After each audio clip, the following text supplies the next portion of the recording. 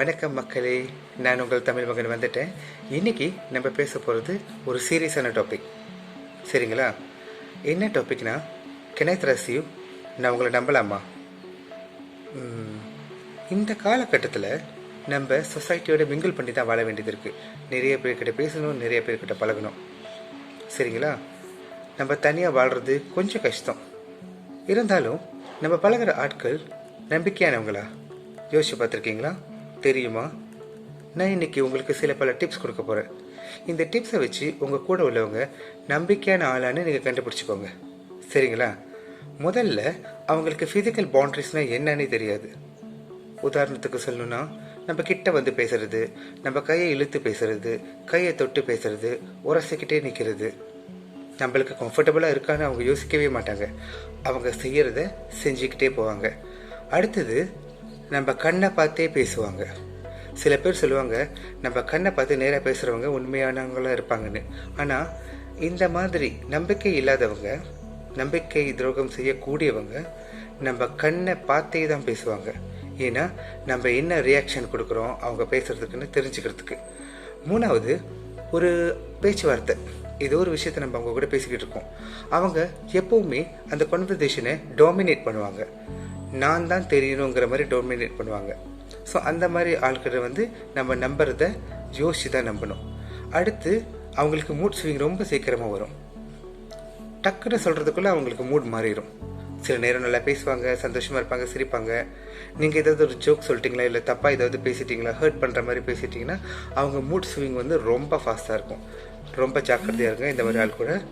அடுத்து, ஒரு குரூப்பில் நம்ம எல்லோரும் உட்காந்து பேசிக்கிட்டு இருக்கோமா, அவங்க மட்டும் தனியாக இருப்பாங்க. அட்டென்ஷன் தேடுவாங்க. நம்ம கூட ஒட்டி இருக்க மாட்டாங்க. நம்ம ஃப்ரெண்ட்ஸோடு சேர மாட்டாங்க. அவங்க டிஸ்கனெக்டட் ஆயிடுவாங்க. ஏன்னா நம்ம போய் அவங்கக்கிட்ட பேசணுன்னு அவங்க ரொம்ப எதிர்பார்ப்பாங்க. அப்புறம் சில விஷயங்களை வந்து நம்ம வந்து ஒருத்தர்கிட்ட பேசுகிறோன்னா மறைமுகமாக பேசுவோம். ஃபார் எக்ஸாம்பிள் சொல்லணுன்னா, உங்களுக்கு என்னை இன்றைக்கி தான் தெரியும்னு வச்சுக்கோங்களேன். நீங்கள் என்ன பண்ணுவீங்க? என்னை முதல்ல தெரிஞ்சுக்குவீங்க, என்னுடைய எத்திட்யூட் பார்ப்பீங்க, அதுக்கப்புறம் தான் சில விஷயங்களை நீங்கள் பேசுவீங்க. இந்த மாதிரி நம்பிக்கை துரோகம் செய்யக்கூடிய ஆட்கள் நேரடியாக ஒரு விஷயம் மூஞ்சில் அடித்த மாதிரி பேசுவாங்க. எல்லா நேரத்துலையும் மூஞ்சில் அடித்த மாதிரி பேசுகிறது சரியில்லைங்க, பார்த்துருங்க. அடுத்து, ரூடான ஸ்டேட்மெண்ட் கொடுப்பாங்க. இப்போது நீங்கள் ஒரு ஃப்ரெண்ட்ஸ் கூட அவங்கள இன்ட்ரடியூஸ் பண்ணி வைக்கிறீங்க, உங்களுடைய புது ஃப்ரெண்ட் கூட, இல்லை உங்களுக்கு ரொம்ப நாள் தெரிஞ்ச ஒரு ஆட்கிட்ட அப்போ உங்கள் ஃப்ரெண்டை நீங்கள் இன்ட்ரடியூஸ் பண்ணி வைக்கிறீங்க. இவங்க ஏதாவது வந்து ரூடாக பேசிடுவாங்க. ஓ, எனக்கு இந்த மாதிரி பிடிக்காது, ஓ நீ எந்த வேலை செய்றியா. ஃபர்ஸ்ட் இம்ப்ரெஷன்லேயே வந்து ரூடான ஸ்டேட்மெண்ட் கொடுப்பாங்க. ஃபர்ஸ்ட் இம்ப்ரெஷன் மட்டும் இல்லைங்க, ஒவ்வொரு தடவையும் உங்கள் கூட இருக்கும்போது ரூடாக பேசுவாங்க, ஸ்ட்ரெயிட் ஃபார்வர்ட்னு நினச்சிக்கிட்டு. இந்த மாதிரி உங்களுக்கு நடந்திருக்கா? யோசிச்சு பாருங்கள். அடுத்து, எல்லாம் தெரிஞ்ச மாதிரி பேசுவாங்க. நீங்கள் எந்த டாப்பிக்கை பற்றி பேசினாலும் அந்த டாப்பிக்கை பற்றி அவங்களுக்கு எல்லாமே தெரியும், A to Z.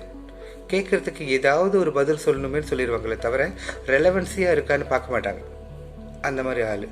ரெண்டாவது, ரொம்ப வேகமாக போவாங்க. ஃபார் எக்ஸாம்பிள், முதல்ல எக்ஸாம்பிள் மாதிரி நான் கொடுக்குறேன். நீங்கள் அவங்களுக்கு ஒரு புது ஃப்ரெண்டை இன்ட்ரடியூஸ் பண்ணி வைக்கிறீங்க. அவங்க என்ன செய்வாங்கன்னா, இந்த மாதிரி ஆட்கள் ரொம்ப ஃபாஸ்ட்டாக மூவ் பண்ணுவாங்க. அதாவது இன்றைக்கி தான் அவங்களுக்கு தெரியும், மெசேஜ் பண்ணுறது, கால் பண்ணுறது, இரிட்டேட் பண்ணுறது. ஒரு ஆளோட கேரக்டர் படிக்காமல் இவங்க வந்து நேராக பூந்துக்கிட்டே இருப்பாங்க, பேசிக்கிட்டே இருப்பாங்க. இந்த மாதிரி ஆளை நம்புறத பார்த்து நமக்கு. சரிங்களா? அப்புறம், உங்களுக்கு ஏதாவது ஒரு சுச்சுவேஷனில் வந்து நீங்கள் எமோஷ்னலாக இருக்கலாம், சோகமாக இருக்கலாம், இல்லை ஆஃபீஸில் ஒரு முடிவு எடுக்கிறதா இருக்கலாம். இவங்க நீ என்ன செய்யணும், இந்த மாதிரி ஒரு சுச்சுவேஷனில் நீ என்ன ஃபீல் பண்ணணும்னு கூட சொல்லிக் கொடுப்பாங்க. நீங்கள் அழுகிறதையும் நீங்கள் சிரிக்கிறதையும் அவங்க கண்ட்ரோல் பண்ணிக்கிட்டு இருப்பாங்க. அடுத்து, நீங்கள் ஏதாவது ஒரு ஆர்கியூமெண்ட்டில் வந்து முடியாது, எனக்கு வேண்டாம், நான் வரலைங்கிறத வந்து அவங்க சொன்னாங்கன்னா அவங்க அதை காதில் போட்டுக்கவே மாட்டாங்க.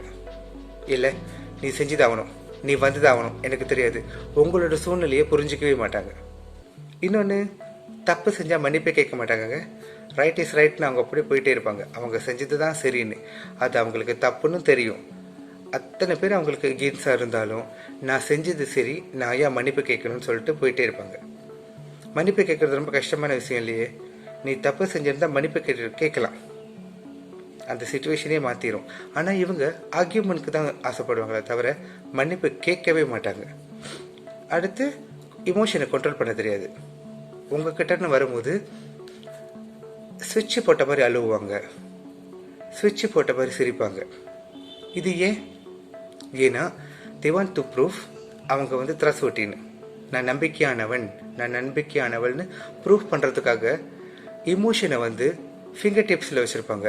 இந்த டைமில் நான் அழுதா சரியாக இருக்கும், இந்த டைம் நான் சிரிச்சா சரியாக இருக்கும் அப்படின்னு. அது ஒரு ஃபேக், அதுலேயும் நம்ம கண்டுபிடிக்கலாம். அடுத்து ஒரு விஷயம் நம்ம பேசுகிறோன்னா அவங்க வந்து பிளாக் அண்ட் ஒயிட் திங் பேசுவாங்க, ரெண்டுமே. அதாவது ப்ரோ அண்ட் கான்ஸ் ரெண்டுமே சொல்லுவாங்க. ஆனால் வந்து ரெண்டுக்குமே சைட் பண்ணுற மாதிரி இருக்கும். அதாவது இது சரியாக தான் இருக்கும், இது தப்பாக தான் இருக்கும் அப்படின்னு ஒரு நடுநிலை இருக்காது அவங்களுக்கு. இதுதான் நீங்கள் செய்கிறது சரி, இப்படி தான் போங்க, இல்லை இது தப்பு வேண்டாம் அப்படின்னு சொல்ல மாட்டாங்க. ரெண்டுக்குமே போட்டு குழப்பிக்கிட்டே இருப்பாங்க. முக்கியமானது அடுத்தது கோல் மூட்டி விடுறது.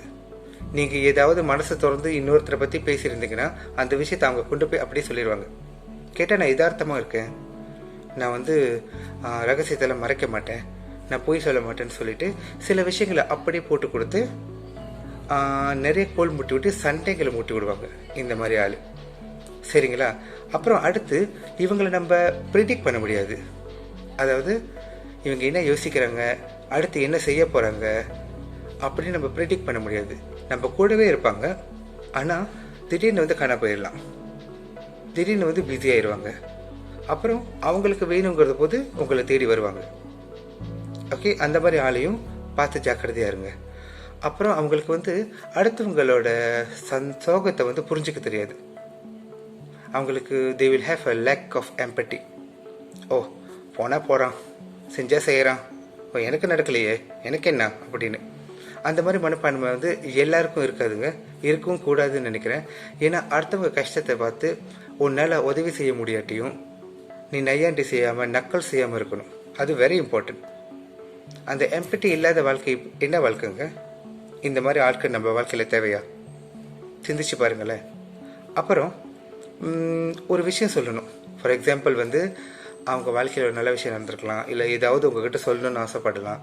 அதை வந்து டைரெக்டாக சொல்லாமல் சுற்றி வளைச்சி நீங்களே புரிஞ்சுக்கிற மாதிரி வந்து உங்களை வந்து ஒரு சுச்சுவேஷனில் கொண்டு போய் சேர்த்துருவாங்க. உங்களுக்கு எவ்வளோதாங்க கெஸ் பண்ண முடியும்? ஃப்ரெண்டாக இருக்கலாம், தெரிஞ்சவங்களாக இருக்கலாம். நேராக பாயிண்ட்டுக்கு வந்து ஸோ இந்த மாதிரி நான் ஒரு விஷயம் பண்ணியிருக்கேன், உனக்கு பிடிச்சிருக்கான்னு பாரு, இந்த மாதிரி ஒரு விஷயம் செஞ்சுருக்கேன், வாங்கியிருக்கேன் அப்படின்னு வந்து சொல்லலாம். ஆனால் அவங்க வந்து சுற்றி வளைச்சி பேசுகிறது வந்து நீங்கள் வந்து போய் அவங்கக்கிட்ட கேஸ் பண்ணி சொல்லணுங்கிறத வந்து ரொம்ப எதிர்பார்ப்பாங்க.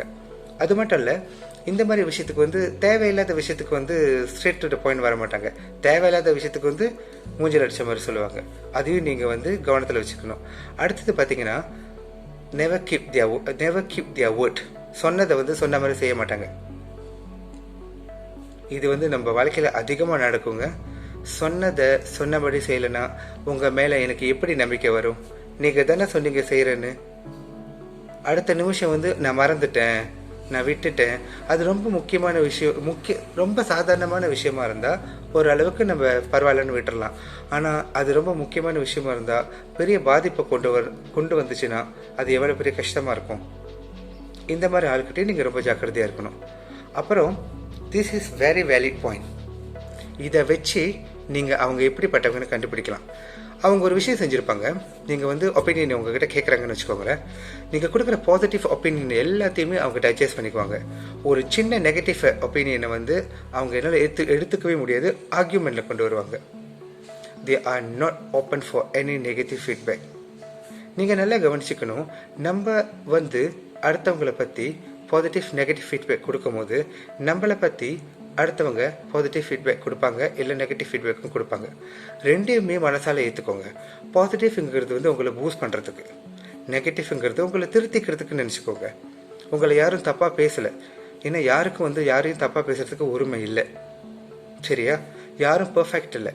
இந்த மாதிரி ஆட்கள் வந்து நீங்கள் ஒரு விஷயத்த சொல்கிறீங்க, ஃப்ரெண்டு தானே நீ திருத்திக்கோ அப்படின்னு சொன்னால் அவங்க அதை ஆர்கியூமெண்ட்க்கு தான் கொண்டு வருவாங்களே தவிர நான் செஞ்சது ரைட்டு தானே அது என்ன நீ நெகட்டிவ் சொல்கிறது அப்படின்னு அவங்க வந்து அது சரி ஆமாவா நான் வந்து அடுத்த தடவை நான் அதை திருத்திக்கிறேன் அப்படிங்கிற மனப்பான்மை அவங்களுக்கு வராது. இது நான் சொல்கிறதுக்கு காரணம் என்னன்னா, நீங்கள் எல்லாரும் ரொம்ப ஜாக்கிரதையாக இருக்கணும். இந்த ஃபாஸ்ட் மூவிங் டிஜிட்டல் டெக்னாலஜி வேர்ல்டில் நிறைய விஷயங்கள் நடக்குது. அடுத்தவங்க வந்து நம்மளை ஸ்டாக் பண்ணுறதை விட நம்மளா போய் நம்மளை பற்றி எல்லாத்துக்கிட்டையும் சொல்கிறோம். சோஷியல் மீடியாவில் நிறைய விஷயங்களை ஷேர் பண்ணுறோம். நம்பிக்கையாக இருக்க எல்லாமே வந்து நம்பிக்கையானவங்களா?